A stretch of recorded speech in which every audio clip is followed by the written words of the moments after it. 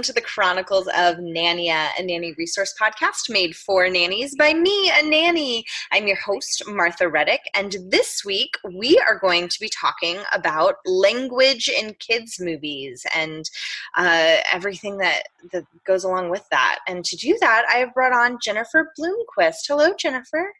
Hello, Martha. Thanks for having me on. I'm so excited that you're here. When I got an email about this from your team, it really intrigued me. And so I'm glad that you're willing to sit down and talk with us. Absolutely. But before we kind of get into the interview part, let's hear a little bit about your background. Okay.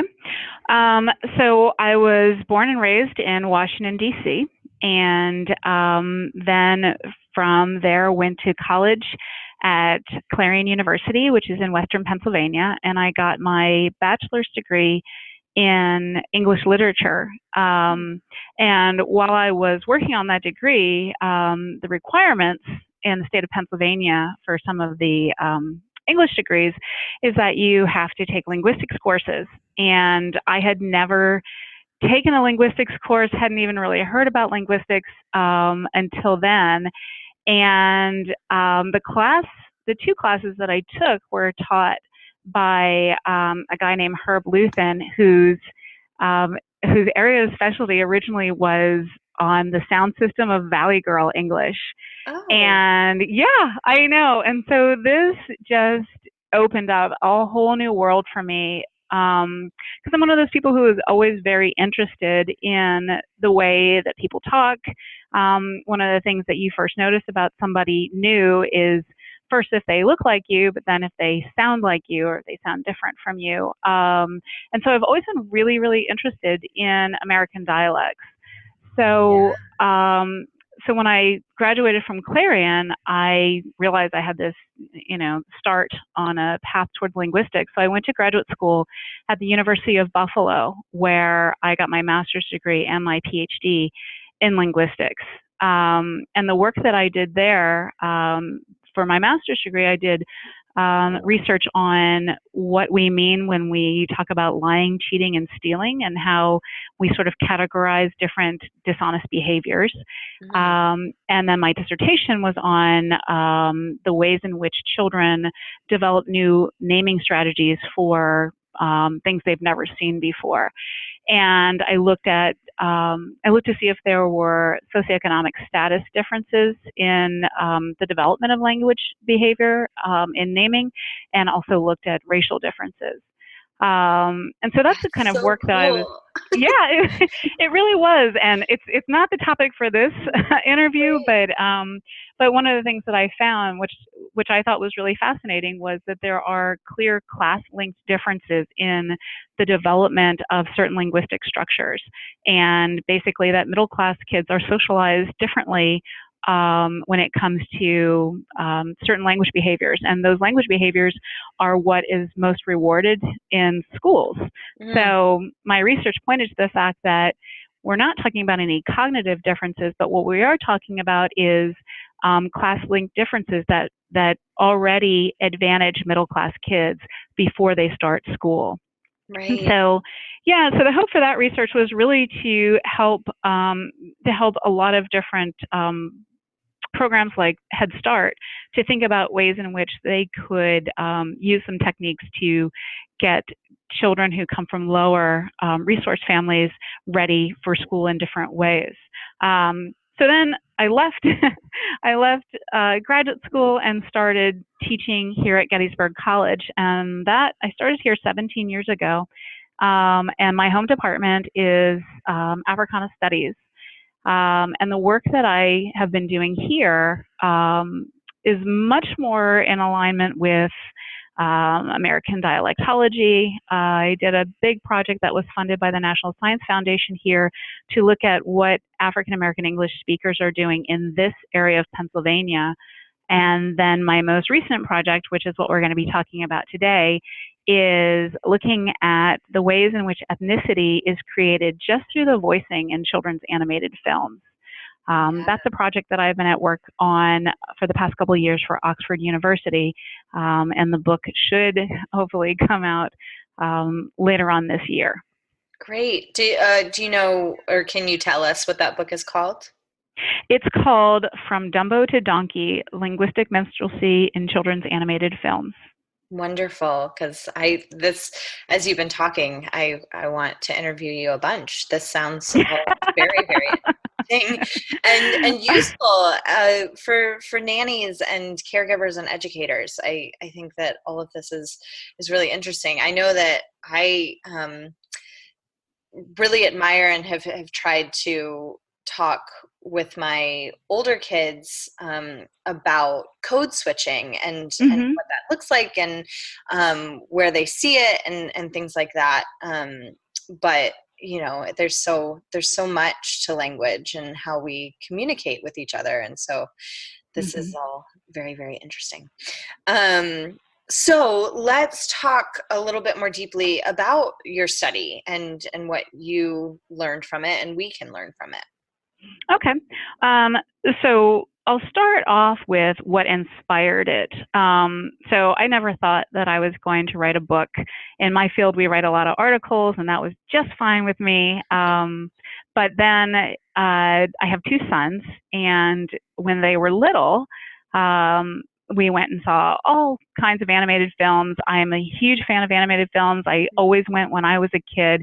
And so when I had them, we started to go. And I took them to see the film Happy Feet, and so there was a lot of, I don't know if you remember, there was a lot of hype around Happy Feet, mostly for its sort of environmental political message, Hmm. and I think that Happy Feet as a film really aimed to teach some really important lessons about individuality and then also about being good stewards of the environment, and all of that. So I was excited to take my kids. Hmm. And one of the things about Happy Feet is it's about penguins. If for anybody who hasn't seen it, it's about penguins in Antarctica. And so visually, there isn't a lot of variation, right? Because penguins are black and white and they're in a snowy background. So Right. I think that the filmmakers tried very, very hard to identify different penguin characters through the voicing in ways that we don't see in some of the other films. And it was it was fine until there's a part of the film where there's a penguin named Lovelace who is sort of this mystical guru penguin, and all the other penguins have to go to visit him on this mountaintop and give him sort of this honorary of a stone and get to ask a question. So he's sort of this wise man.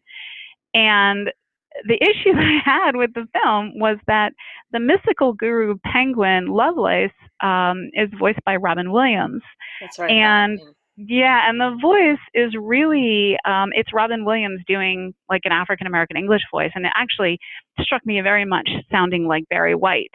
Hmm. And to me, this is actually linguistic blackface, where you have a white actor putting on a fake black voice to sort of carve out this race or ethnicity for a character. And it, as an African American mother myself, I was a little bit struck by this because I thought, in this day and age, why are we still doing this? Barry White was still alive at the time. They could have gotten him to do it. And I'm not sure.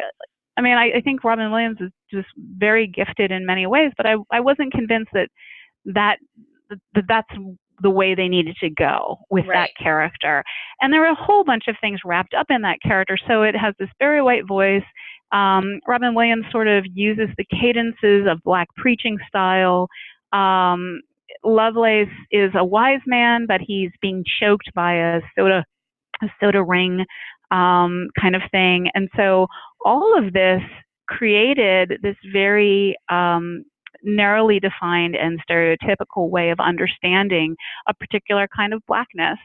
And so when I left that film, I thought to myself, you know what? I need to look more clearly at what is going on with the voicing of these black intended characters in animated film.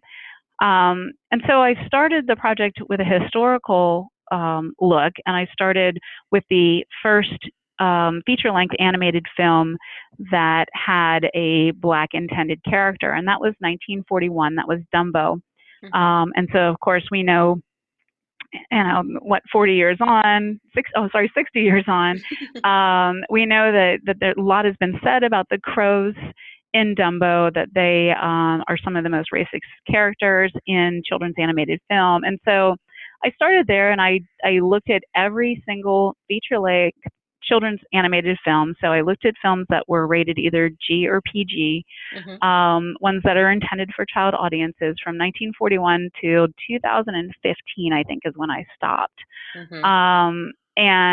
And just did linguistic analysis of all of the Black intended characters that had significant speaking parts.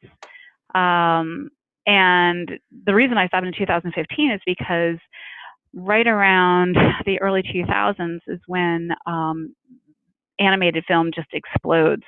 And when I was growing up, there'd be like 1 or 2 animated films a year.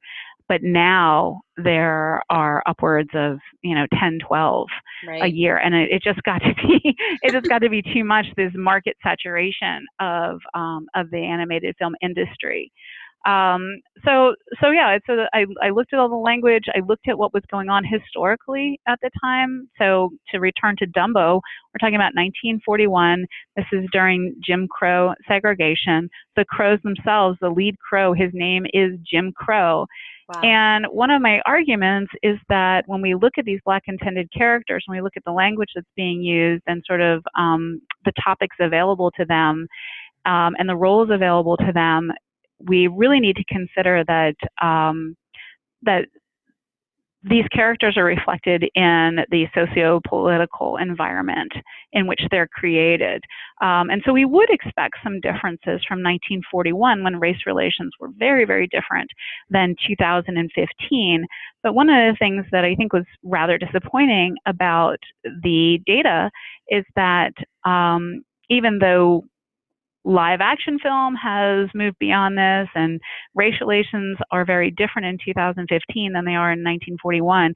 We still see some of these ossified character roles where Black characters are not represented at the same rates that white characters are, and we are still seeing some very narrowly defined ways of understanding Blackness in these films. And I only looked at African American English because that's the work that I do. There's some other very good work on what we would call, what we'd say are non-English or foreign accents. For example, like British English or French accented, Spanish accented language. But I was just looking at these Black characters, the ones that were Black intended, because it still is the case that we're still having white actors who are voicing what are supposed to be these Black roles. Right. Yeah. I mean, the original Lion King comes to mind. Yeah. Who was it? JTT? Jonathan Taylor Swift? Or yeah. no? Yeah. Is that his name? Jonathan Taylor Thomas is his name. Yep. Yeah. Not Swift. I just married him off to Taylor Swift. But yeah, that does come to mind. A quick sidebar, just of my own curiosity. Did you have to do the Emoji Movie? No. Okay. No, I didn't. I heard it was awful. Yeah, even my older kids that I nanny were like, we went and saw it, and I wish I hadn't. I'll never get that 2 hours back. Yeah, I heard it was awful. And I have to tell you, Martha, I also reached saturation point because some of these, a lot of these films I watched as a kid, but rewatched for this book. Right. And I just feel like, and I'm a little concerned about what's going on with animated film now because it's become so lucrative that that there are just a lot of bad children's animated films that are being made because they're big money makers. They're getting a huge market share now.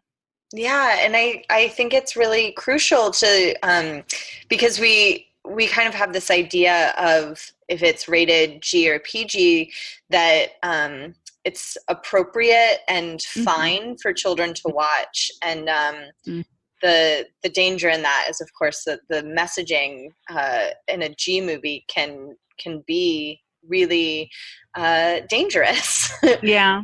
And Yeah, and I mean I do think I absolutely do think that parents should have their kids, watch these animated films. I think that there are some really good things that they teach. And one of the things that I sort of struggle with in the book is by and large, there's a lot of good in animated films, and they are beneficial to children. But my argument is that parents shouldn't be wholly uncritical. And just because it's animated film, it's no accident, right, that some of these things are embedded in there. It's corporate cultural hegemony that is at work, and there's a reason for it. right. And I think as a linguist, what's really so fascinating is we have so many of these animated films now that don't actually feature people. They're not physically representing race on screen. They're having, there's donkeys, there's dragons, there's, skunks and zebras. And so the filmmakers rely very, very heavily on these identifiably Black voices. And more since Jungle Book in 1967. That's when animated filmmakers, realize the potential for voices that are easily recognizable in terms of regular actors. And so from 1967 on, there's been a growing trend to hire really recognizable voices, like someone like Eddie Murphy or Chris Rock or Wanda Sykes. Mm-hmm. And the issue that happens is that all of the Black voices that are hired for these roles, those are all comedians. We rarely see Black actors who aren't comedians be asked to do animated film voices, but we see plenty of white actors who aren't comedians voicing animated characters. And so that speaks to what kind of roles are available for Blacks.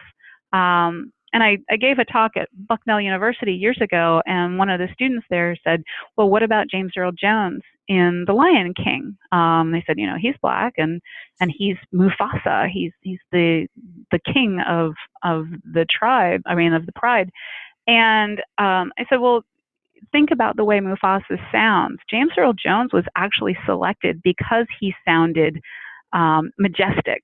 He was not selected for that role because he sounded stereotypically or African American or Black, right? And so he is intended to not sound like other Black characters in that film. And so there's this super heavy reliance on voicing to carve out these racial niches for these characters. Yeah, that's so interesting. Did you find, we've been talking about The Lion King, so that comes to mind of this idea, they did it years ago and then now they're redoing it and they're calling it live action, but it's just heavily better, CGI. Yeah, better looking animation. Yeah. Have you found, as time passed, a difference as we've gone along? Has it gotten quote unquote better? Has it gotten better in some ways and worse than others? Or well, so I would say certainly some of it is better. So if you go back to 41 with Dumbo and the Crows, or even in 1967, which was Jungle Book, right? I think we have moved away from some of those really damaging depictions of these Black intended characters, but we have settled in to the idea that Black characters are funny. If they're Black and male, you see more violence in their dialogue. These characters often are unsophisticated, where they are ones that are highly emotional. They're ones that are superstitious across the board, and we're seeing this, up until 2015, 2016, absolutely. I think one of the things that some films have done better than others is providing more than one Black voice in the film. So if you think about something like Mulan, you have Eddie Murphy, right. And Eddie Murphy does this. He also voices Donkey in Shrek, and so this in some ways is a really lucrative job for Eddie Murphy. But then, and so in those films, he's the single black comedic voice, and that's the way Madagascar started out. But I think it was the third Madagascar. You have a variety of black actors, some of whom aren't comedians, who are voicing different characters. And so I think that we are seeing more of that, which I like. And I think that should be the aim, right? That there should be a range of black voices the way that there's a range of white voices. And we should be able to tap actors who aren't comedians who can provide the voicing for these and sort of expand these roles. So I think in some ways, yes, we are making progress. I don't think that we're making the kind of progress. So parallel to the work that I do is the work that some really tremendous feminist scholars have been doing all along with sort of what goes on with Disney princesses.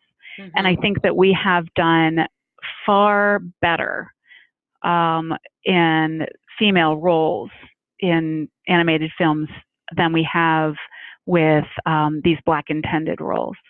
Yeah, that makes a lot of sense. And I'm thinking, about some of the more quote unquote diverse movies, like Coco and Moana, and those are not black intended characters, obviously, but telling those stories of other cultures, I think, is important. And I know that like The Princess and the Frog,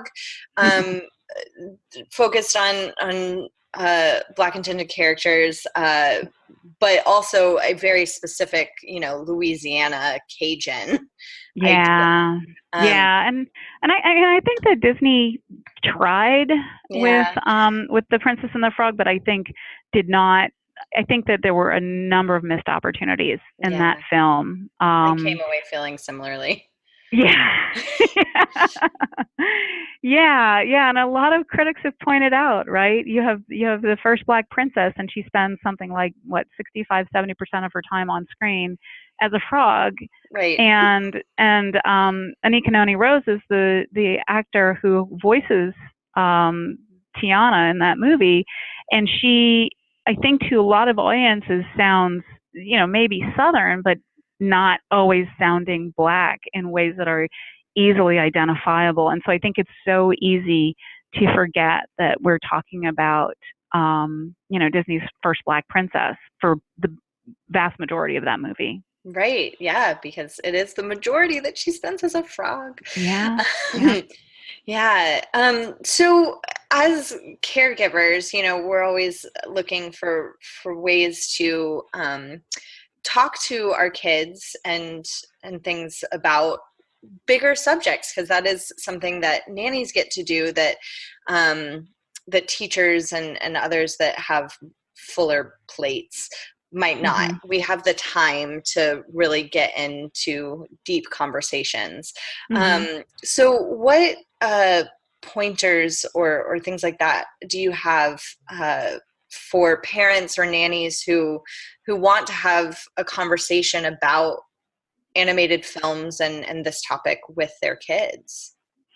Well, I think that nannies and parents should definitely have conversations with their kids about race. I teach at the college level, and so the students I see come in at 18 years old, and a lot of them have been raised in a way that they're ashamed to talk about race, and I think that's a huge mistake, because I think that we have a lot of parents and caregivers who are afraid to engage children in conversations about race because they feel that discussing race is a negative thing. And then that sort of lets children think that racial differences are negative. And that shouldn't be the case. I think that racial differences should be acknowledged, not saying that there are racial deficits, but I think that it's important for children to understand that there are racial and cultural differences, and they're great. Not elevating or dismissing one or the other or any of them. And I think that the more children are comfortable with talking about difference, the better off they are and the better they are prepared to have these really sort of in-depth conversations about what it means to recognize racial difference. So I think that that's really important. And I think some of these films certainly do provide useful entry into those conversations, because the work that I've done with sort of focus groups with children, we know that children attend to racial differences, gender differences early on. They are not oblivious to these kinds of things. But they're also not usually the ones who are passing judgment. They are, these films, in some ways, I think they're dangerous because they do indoctrinate these racial ideologies that parents and nannies have an opportunity to check.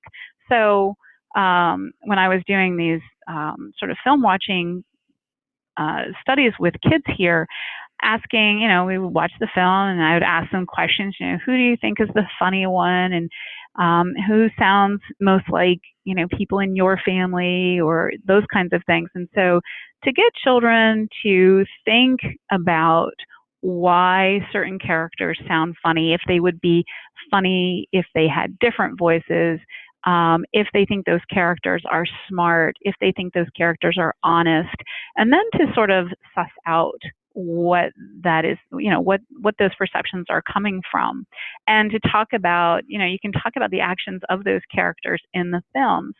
Because one of the things also that seems to happen often with these Black intended characters, they are quite frequently used as the vehicle in the film to sort of teach some kind of moral lessons, right? So if we think about Mushu in Mulan, here we have the character who is most flawed and has the biggest lessons to learn, but also is the favorite character.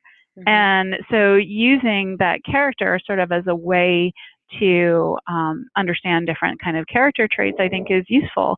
But I think it's also really, really important for parents and caregivers and nannies to talk about the fact that these are just, this is just one character.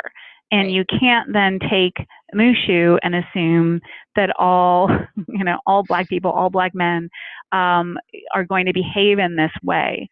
I think it's important for children who aren't Black, and I think it's important for children who are Black, because what we're seeing is Black children see themselves reflected in these characters and then think that there is a particular way that they need to act to be sort of performing this acceptable Blackness. And I think that what caregivers should do is make sure that children are provided with lots of opportunities to see different kinds of racial dynamics in these films. And I think that there are a lot of really good cartoons on TV that do this better than films do, to be honest with you. Yeah, I would agree with that. And yeah, I think that's so important to have those conversations. A couple weeks back, we had an episode about how to talk to kids about race. So if with Dr. Camp. So if you are listening and you missed that episode and you're like, that sounds really intimidating, I encourage you to go listen to that episode, because it's a good foundation for this episode, which is kind of a more deep dive on a particular part of that conversation. But yeah, and so have you found any films that that are teaching better lessons, more diversity in the Black intended characters and their voices and types of characters, archetypes that they're presenting as? I think that I don't think that I've seen it in film, to be honest with you. And I wonder if it's because films are higher stakes, that there's much more that has to be done within that 2-hour time frame in a film. Other critics have pointed out, there's a linguist by the name of Rosina Lippi Green who, started doing this work years ago, and she's really, really good. And she points out that films have to sort of create these character snapshots so quickly because there's just 2 hours. And so I think that I think some of these films have characters that are even more boiled down than we could see otherwise. But cartoon series on TV have, much longer time for character development and character diversity. So one that comes to mind is the show Proud Family. That, Love Proud Family.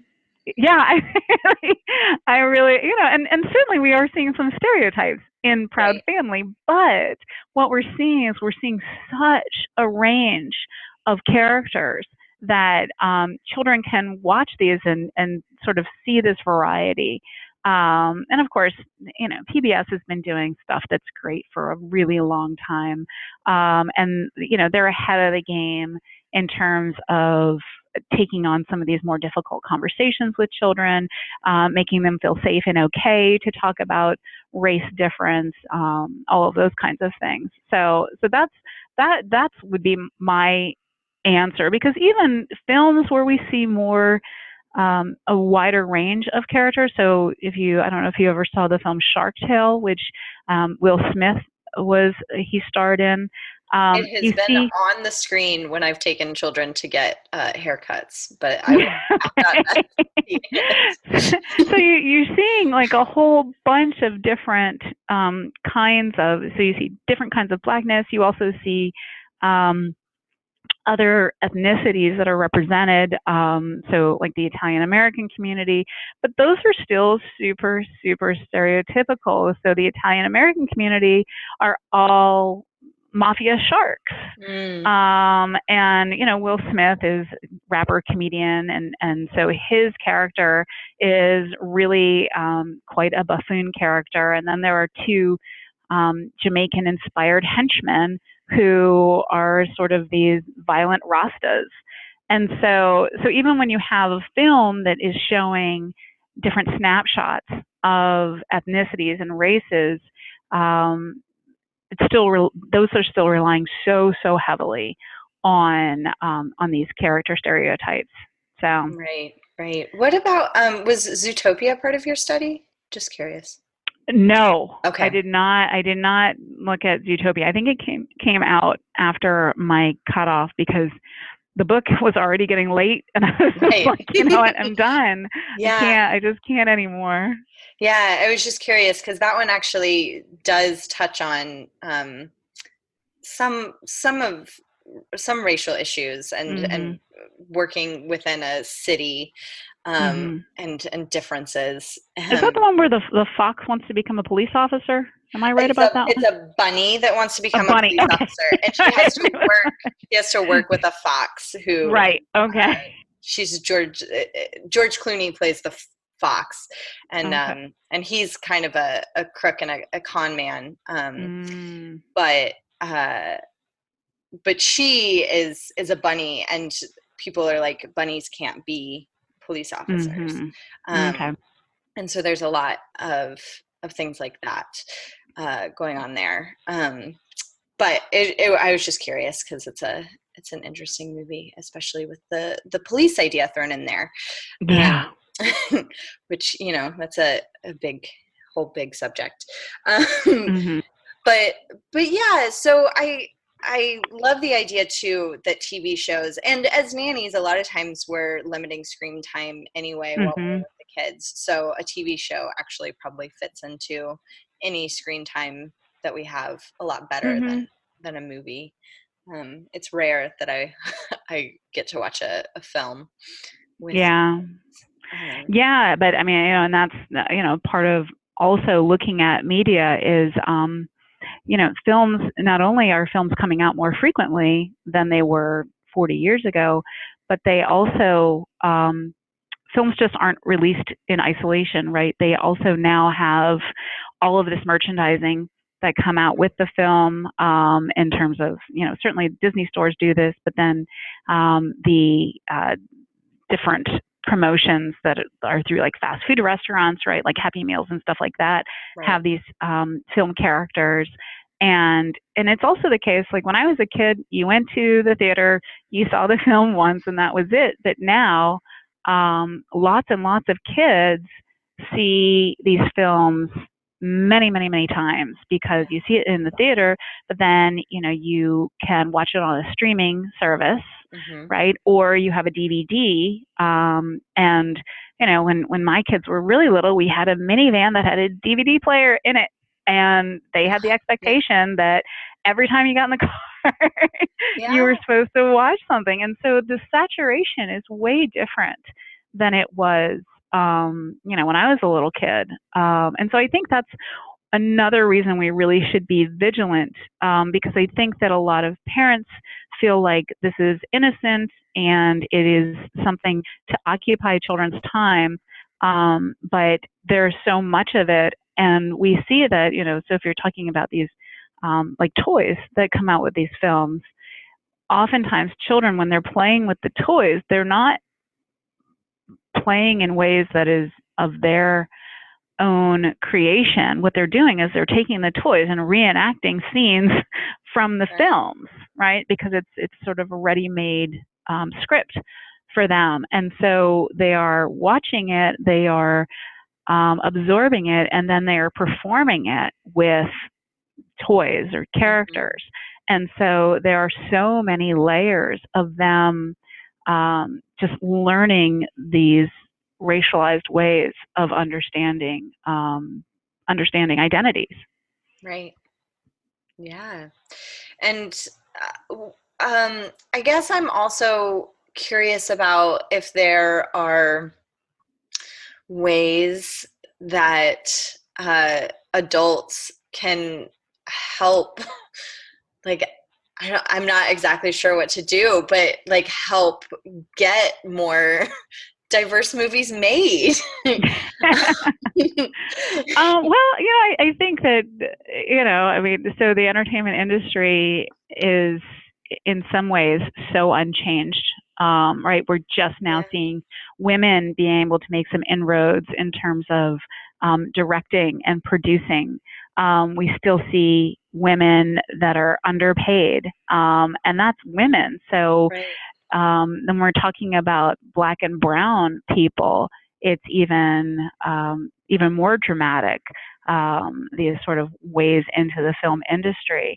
And I think that parents and caregivers, I think that there's a lot of power to sort of, buying potential. And I think that we've seen it, we've seen that in really awesome ways with the book publishing industry, where more and more books are showing wide ranges of representation. And I think it's possible, certainly, and we do see it with television as well, not just animated television, but live action television too. Because, we're seeing shows now that we never would have seen 30 years ago. And the idea is it's, to reflect the actual demographics of the U.S., but then also it reflects sort of changing society. And so I think that's what parents and caregivers really need to advocate for. And I think that's why the Princess and the Frog film was made, because you had so many Black parents saying, my daughter also wants to see herself as a Disney princess. So I think that kind of pressure is always helpful. But these are it's a huge multi-million-dollar industry, and it's a big moneymaker. And so if there's a demand for the product, I think the product will be made. And I do think, I don't think that any of these film companies are trying to do anything damaging. I just think that they have a formula, and it's successful. And I think it sells, right? Because it's also the case that audiences want to see funny Black characters. The kids I did these watching studies with, they specifically said, no, those characters wouldn't be as funny if they didn't talk like that. And what they were talking about is speaking African American English. So this is part of the cultural consciousness. And it is what, audiences want to see. It's why, if you look at the Shrek franchise, Eddie Murphy, it seems like every other month I see some article saying Eddie Murphy wants to do another Shrek, He's the only one, but he wants to do another Shrek. Yeah. But I So mean, but those are often Eddie Murphy's lines in both Mulan and Shrek are often the most quoted. yeah. Oh yeah, yeah. Or like, I mean, if you look at the first Madagascar, Chris Rock's character had the catchphrase, "It's crack-a-lackin'," Yeah, and the little McDonald's Happy Meal zebra, if you pushed a button on him, he would say over and over again, "It's crack-a-lackin'." And so yeah, these are the kids in my studies said these are their favorite characters. These are the ones that they want to be friends with, this kind of stuff. And so yeah, these characters are included, as anchors. But one of the things that's really interesting is if you look at some of the top grossing animated films recently, they don't have black characters in them at all. Like How to Train Your Dragon, that whole series doesn't have any black intended, doesn't have any black voices. Up, yeah, that was a film that did really, really well. So these things aren't needed to sell. It's kind of a gimmick. right. But then once a franchise has it, then I mean, imagine Madagascar without Chris Rock's character, without the zebra. It's just Yeah, I, so. I can't. I know, and he's not the central character in any of those, but he's essential. Yes, yes. Yeah, I completely agree. And back to Happy Feet, I do remember that of even because I was younger at the time, and when I went to see it, I just came away very confused overall by that movie. I was like, I know it was teaching me good things, I think, but Mm-hmm. I had to sort through a lot Yeah. to get there. And I remember that Robin Williams scene and being like, Mm-hmm. out of all of your voices, Robin, Yeah. because Yeah. he has so Yeah. many. Yeah. Well, he also voiced two lesser roles now, which were Mhm. these I think supposed to be Cuban Oh, penguins, and so it's the same kind of thing, right? Where and I mean, it's just I just feel like it's really problematic to hire white actors to do these voices, these other ethnic voices. It's just, right. I mean, it harkens back to minstrel shows. It really does, and we object to it less because we're not seeing it. We're not, seeing someone visually in blackface. But as a linguist, it's the same. It's the same kind of thing. It's this oral blackface. So Right, right. And yeah. I think that yeah, we do our um alarm bells go off when we physically see someone in Mhm. blackface, but I agree that the same feeling of alarm doesn't happen with auditory cues Mhm. of blackface. Yeah. Um, so yeah, thank you for bringing that to my attention because it's something that I don't know that I would have thought about. Had Well, we I'll not tell you, any movie conversation? you watch from here on out, Martha, you are going to be listening to it. My students tell me all the time, they're like, "You ruined the movies for me," but yeah, you will be listening to it in a very different way. Yeah, yeah, and I know because with some of my older nanny kids, they ask me, can we watch some of your favorite movies from when you were a Mhm. kid? And a few times, like, and Peter Pan was never one of my favorite movies, but they were doing Peter Pan as a play that summer, and so we Mm. watched the Disney movie, and it's rough to Yeah, watch. I I know. It is. It is Did they ask you any questions about it? a few, and then it was interesting because I had actually helped give feedback on the script of the play version they were doing, and in the play Mhm. version, instead of these Indian type characters, they had them. They were called dwellers, and Oh. they were the people that had been on the island when Captain Hook arrived. And so they had built this whole, world around the dwellers, and they dressed them very differently than like a Native American would dress. They were just they had built their own culture around these dwellers, but the idea of, pirates coming in and taking over was preserved, and that was discussed in a much healthier way, I thought, in the Compass Creative Dramatic production, which they've been on the podcast before, is the only reason I'm saying their name. And so once the girls, and one of the girls that I nanny played a dweller, and so talking to her about that, because she was nervous about it when because we had talked about the Disney version of Peter Pan, and I said, I've read the script, and this is how they handled that, and she was excited to play a dweller. Okay. So yeah, it's interesting, and it's a lot to unpack, and I think that this idea that we can sit kids in front of any sort of media and wipe our hands of talking to them about it is not the healthiest way. And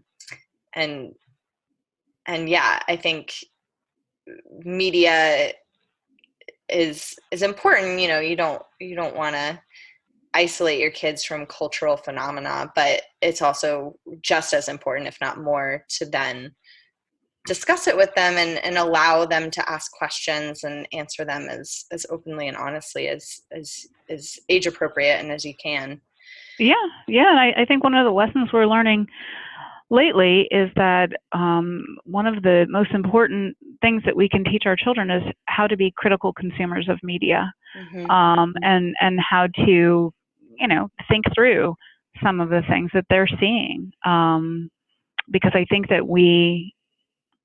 we so often use media as such escapism, and aren't sort of interrogating some of the stuff that's going on, that we allow children just to come into this lull where they're accepting of everything, and it's okay for them to question and criticize. It doesn't mean that they're throwing the baby out with the bathwater, but it does help them in lots of areas of their lives just to not be unquestionably accepting of what they're seeing on screens, or in newspapers, or on the web, or whatever. So I think it's good practice, and I think there are some of these things where you can have really important conversations about the real world by using some of these problematic messages in children's animated films. Like, returning to Lion King, you have the hyenas, who are clearly these racialized characters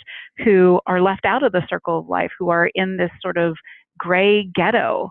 And that's a really interesting way to talk about how certain people are pushed to the margins in America, right? I mean, it's the idea is all of the white characters live in this utopia, but the brown characters are in this wasteland.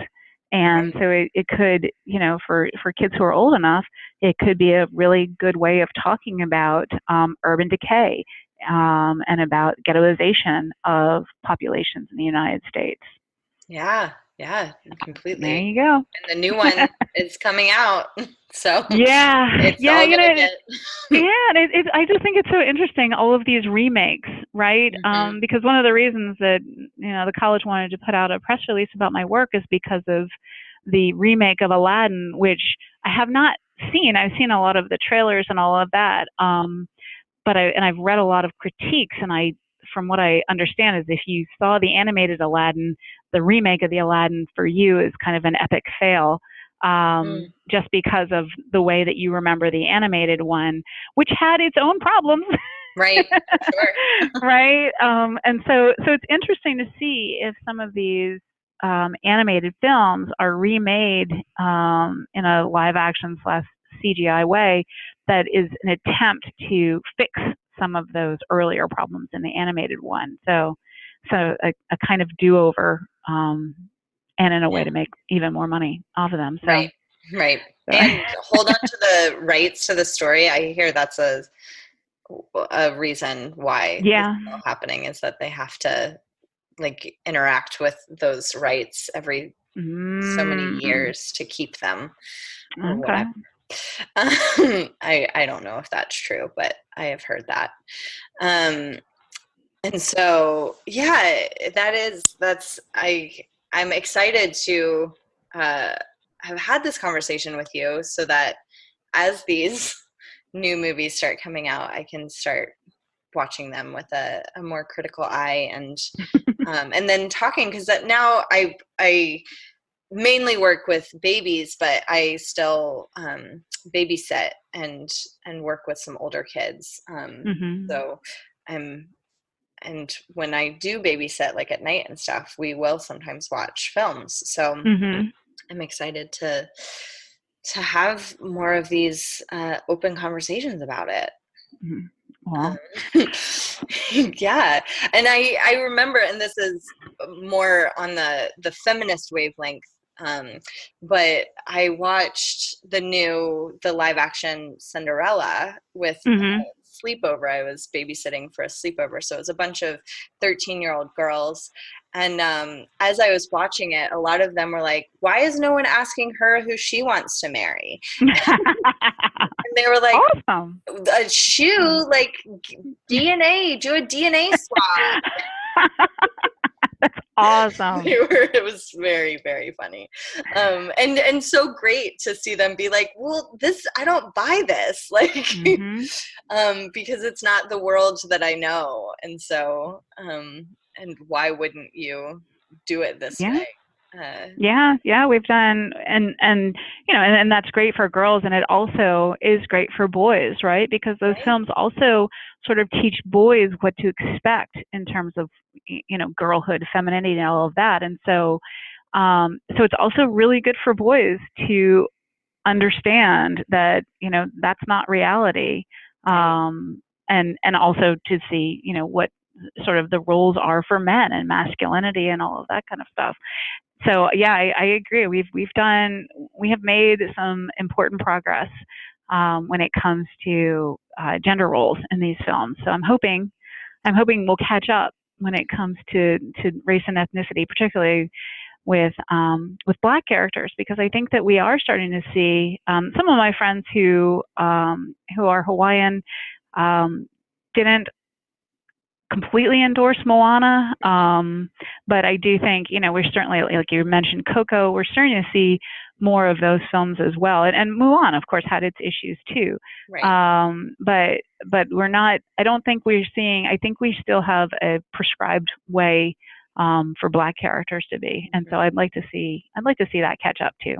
Yes, me too. And I also just one other way of helping um, communicate and tell different stories to children is just to keep in mind that books, like you mentioned, Hmm. are making more progress. So I think going to the library and getting books that have strong Black heroines and heroes and things like that is also a good way, or just different, like just Hmm. different types. They don't have Yeah. to be just the strong, but yeah, some of I just think going to the library and exploring all the different stories there that are offered is a good way to start looking at the different ways you can tell stories, even if we're not seeing them in films yet. And live action films have done a way better job than animated ones as well, right? I mean, Yeah. if you look at what's happening with the whole comic book industry films, and then like there's lots of films that showcase um, really reasonable Black characters in live action. It's just the animated films just are just kind of stuck, a lot of Yeah. them. Yeah. Yeah. And I do think that it's the the buyer's power is gonna be what moves that. Yeah. It's those gears turning again, and changing things. So I do think asking for different kinds of movies is a good way to do it. I agree. And then going and supporting those different movies when they are out. Mm-hmm. Is a good way to do it. Do you have any other thoughts or anything else you'd like to share? I don't think so. I really enjoyed the conversation, and I really appreciate you having me on. This was a terrific opportunity. So thank Well, you. yes, thank you so much. I was also an English major undergrad, and then okay. I went on to be a teacher for a little while, and now I'm a nanny, and then going to get my degree in family counseling. So language and the power of language is really important to me. So I appreciate you sharing this with me. Oh, yeah, no problem. And all of us that are listening. And if people want to learn more about you and your work, and when the book does come out, want to get a copy of that, where is a good place to learn more? Probably look to Gettysburg College. I'm in the provost office now. I'm an associate provost. Some of my other work, we have an open access resource called the Cupola here at Gettysburg. And so if people want to read my other work, which isn't really about film, it's all about different aspects of the linguistic work I do. So I'm available via email, and I can be found at the college website. Do you want my email address? Is that good, or? Sure, if you're willing to share that, that would be great. Yeah. No, my college email is jbloomqu@gettysburg.edu, and the book is going to be published by Oxford University Press, and I am in what I'm hoping is my last round of revisions now. So I'm hoping that it will be out certainly by the end of the year, is what my editor is hoping. Well, wonderful. Congratulations. That's a Thanks. huge accomplishment. I can only imagine writing a book. Yeah, That sounds like so much. It is. I am not going to write another one. Yeah. I said it here. I am not writing another one. Okay. All right. Well, wonderful. Well, we end each episode with a fun, cute story. And I actually went to a clothing exchange last night. We had all, Marie Kondoed our apartments, and and so we did a clothing exchange, and there was another nanny there, and she was, her name's Monica, and she told me this story of, she was working with two boys. One was 6 and one was 3. And they were giving her the lowdown on how she could become a real princess. So these are the steps. Number 1, dress pretty, and underwear is required. She said that the 3-year-old was potty training, and so he was the one that said that. And she was like, underwear is necessary to be a princess. Okay. No diapers for princesses, And then number 2, no weapons. You need to use your words. Number 3, you need to find a fairy godmother. And then they were sure to say, because the tooth fairy has better things to do. And then number 4 is that you have to marry a prince if you want to be a princess. So, and that was the plan from these 2 little boys. Okay. I know, very, very interesting. But I love that underwear is required to be a princess. That's the best. That's the best part. To keep that in mind. Yep. Point taken. Yeah, it's so fun when you're, working with kids, and just the way that things come up that are important to them, but it comes up in such surprising ways, because I'm sure potty training is all consuming, Oh yeah. Through it.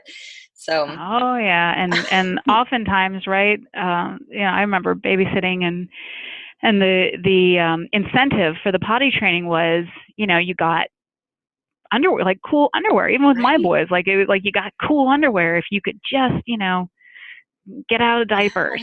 And so Yeah. that's the eye is on the prize right It there. very much is. It very much is. Well, thank you so much, Dr. Bloomquist. I really appreciate you being here. Thank you. I appreciate you having me on. It was great talking to you. I hope that your listeners found all of it interesting and useful. And, hopefully if, get some follow-up questions or something like that. And Martha, if you ever want to talk about my other work, I'm available. Yes, wonderful. We will. I will work on scheduling that. Okay. Sounds great. All right, and thank you all for listening. We'll see you in a couple weeks. The Chronicles of Nania is produced and hosted by Martha Reddick. Artwork by Noni Amadan. Theme music by Brad Kemp. Find him at secondbedroomstudio.com. Follow us on Facebook and Instagram at Chronicles of Nania, and on Twitter at Nania Podcast. To contact us, email chroniclesofnania@gmail.com. Thanks for listening.